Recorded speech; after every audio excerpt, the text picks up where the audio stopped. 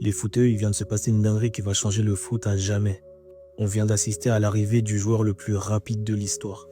Gabriel Silva, un jeune Brésilien de 23 ans évoluant en division portugaise, vient pour la première fois de briser le plafond de verre des 40 km/h au foot.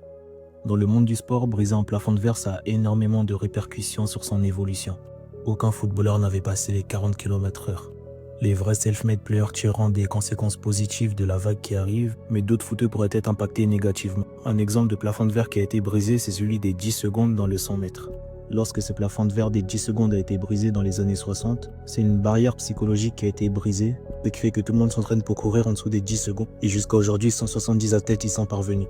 Et c'est exactement ce qui va se passer dans le foot.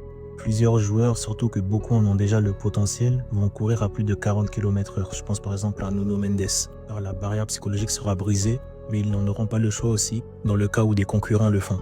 Maintenant, si seuls les vrais self-made players pourront y parvenir, c'est parce que les vrais protocoles de développement de la vitesse vont prendre du temps avant d'arriver dans les clubs, en raison de croyances limitantes, d'habitudes qui ont du mal à être changées, mais aussi d'infrastructures trop rigides qui réagissent lentement aux évolutions. Tu devras donc t'entraîner de ton côté pour développer cette vitesse ou te rapprocher de préparateurs physiques privés compétents dans ce domaine.